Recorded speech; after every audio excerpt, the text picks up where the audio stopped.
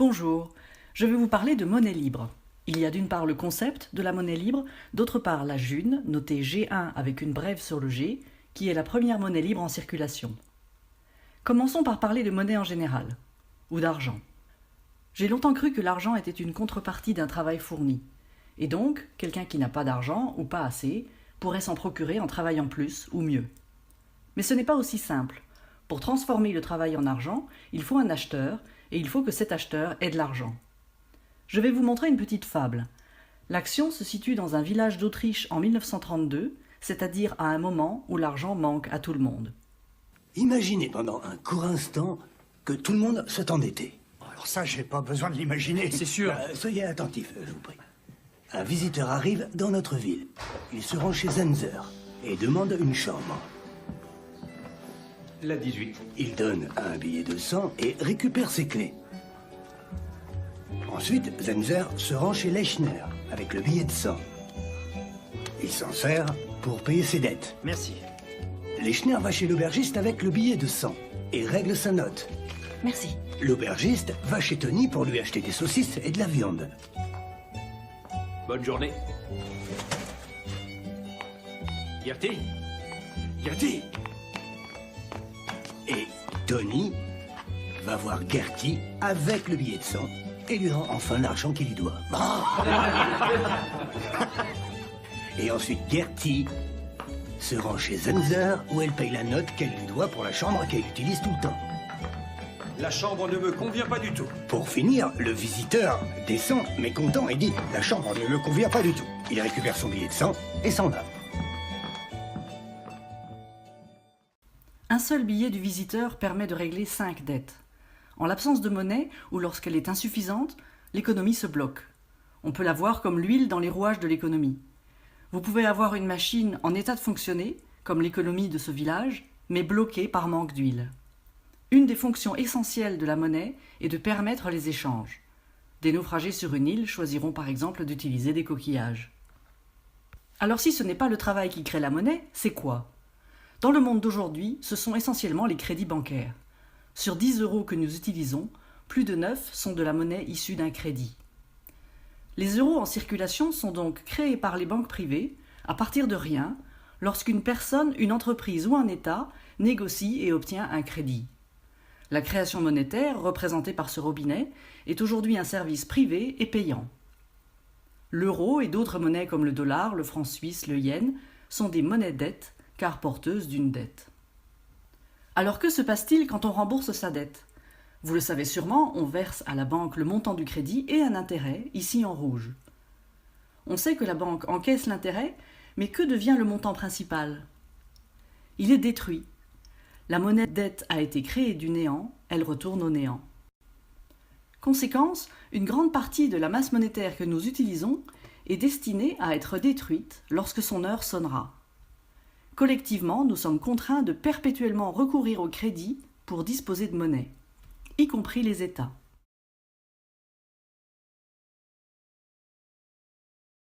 La création monétaire des Junes est très différente.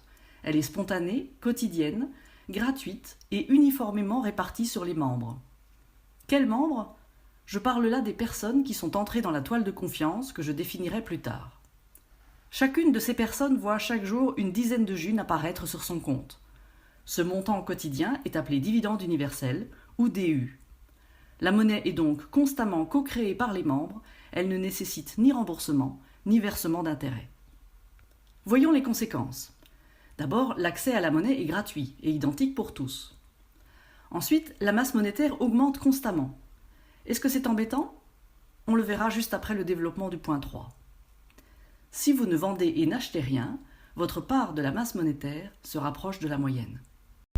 On va détailler un peu ça. Supposons que 3 personnes possèdent au total 150 Junes, puis reçoivent 10 Junes chaque jour, et s'abstiennent de vendre et d'acheter quoi que ce soit. 3 jours plus tard, chacun a reçu 30, et les parts passent à 40, 80 et 120. Attention, je dis reçues, mais les Junes ne viennent de nulle part. Elles apparaissent sur votre compte à partir de rien, exactement comme lorsque le banquier vous accorde un crédit en euros. 12 jours plus tard, chacun a reçu le même montant et les parts sont beaucoup plus équilibrées qu'au départ. Plus le temps passe, plus les parts s'équilibrent. On peut aussi le voir comme ça. Petite remarque, le premier jour, Bruno avait un tiers de la masse monétaire, sa part reste à un tiers. Ça veut dire que la quantité relative de monnaie est constamment redistribuée, de ceux qui ont plus que la moyenne vers ceux qui ont moins que la moyenne. Et cette redistribution automatique a lieu sans intervention autoritaire. Bien sûr, n'oublions pas que dans la vraie vie, il y a des gains et des dépenses qui viennent bousculer ces courbes. À chaque fois qu'Aline vend le produit de son travail, elle encaisse des junes et sa courbe remonte. Si elle fait un gros achat, elle peut se retrouver en dessous de la moyenne.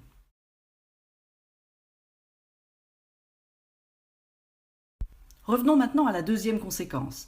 La masse monétaire augmente constamment. En général, ça suscite une question. Est-ce que ça crée de l'inflation ? On a vu qu'il faut suffisamment d'huile dans les rouages pour que l'économie puisse tourner. Mais s'il y en a trop ? S'il y a trop de monnaie, elle perd de la valeur, il en faut plus pour acheter la même chose et les prix grimpent. Alors précisons, la masse monétaire augmente constamment quand elle est mesurée en junes. Alors oui, les prix en junes sont voués à augmenter. Mais c'est différent si on compte en DU, le dividende universel. Vous savez, le montant qui apparaît chaque jour sur votre compte. En ce moment, il vaut environ 10 junes, mais c'est ça qui est important, il est ajusté 2 fois par an pour suivre la masse monétaire. Il augmente avec la masse monétaire. Faisons une analogie avec le RSA, le revenu de solidarité active. Le RSA est indexé sur l'inflation de l'euro. Que se passerait-il si les prix étaient affichés en RSA comme pour cette voiture ? Comme le RSA suit l'inflation, une augmentation du prix de la voiture signifierait que la voiture a pris de la valeur et non que la monnaie a perdu de la valeur. La june et l'euro sont des unités absolues et les prix en june et en euros sont soumis à l'inflation. Par contre, le DU et le RSA sont des unités relatives. Il n'y a pas d'inflation des prix en DU car le DU représente toujours la même fraction de la monnaie en circulation. Concrètement, qu'est-ce que ça veut dire ? Oui, les junes qui dorment sur votre compte perdent lentement de leur valeur, mais les montants exprimés en DU sont stables. La monnaie libre est faite pour circuler et non être accumulée.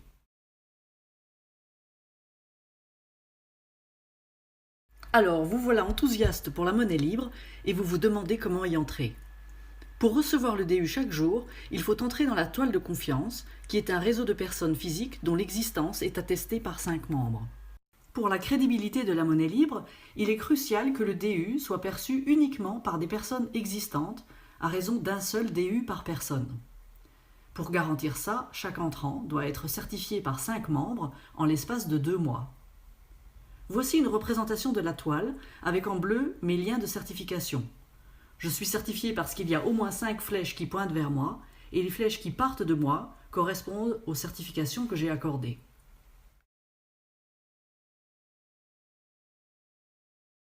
Vous pouvez créer dès aujourd'hui un compte portefeuille.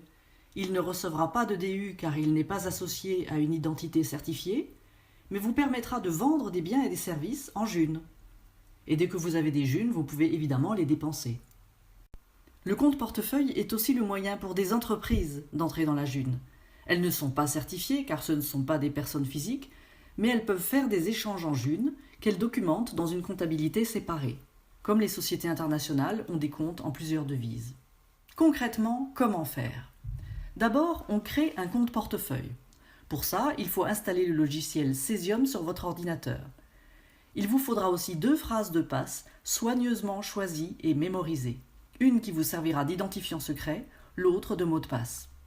Sachez que le système n'a pas de procédure mot de passe perdu. Si vous oubliez une de vos phrases de passe, personne ne pourra vous redonner accès à votre compte. Ensuite, vous suivez une procédure pour créer le compte portefeuille. Vous recevez une clé publique qui est utilisable comme un relevé d'identité bancaire de votre compte.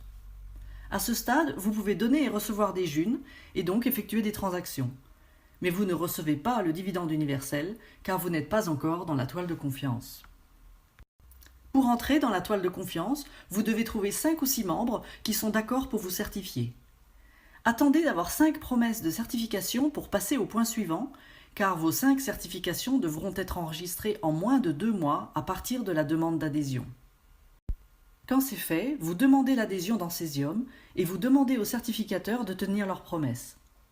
C'est aussi le moment de générer un document de révocation qui permettra de retransformer votre compte membre en compte portefeuille en cas de perte ou de vol de vos phrases de passe. Si tout se passe bien, vous voilà dans la toile de confiance et votre compte portefeuille est devenu un compte membre. Les DU vont apparaître quotidiennement. Sachez que chaque certification est valable 2 ans. Il est donc utile de demander des certifications au fil des rencontres et des échanges afin de toujours disposer de 5 certifications actives. De plus, le compte membre doit être renouvelé tous les ans. C'est une simple formalité pour laquelle vous n'avez besoin de personne. Si vous oubliez de renouveler le compte membre à sa date anniversaire, le versement des DU est suspendu. Après 1 année supplémentaire, le compte ne peut plus être renouvelé parce que pour le système, vous êtes mort. Il me reste à préciser quelques éléments techniques. Je vous ai dit qu'il n'y a pas de service mot de passe perdu. C'est parce qu'il n'y a pas d'autorité centrale, juste un groupe ouvert de développeurs bénévoles et des utilisateurs.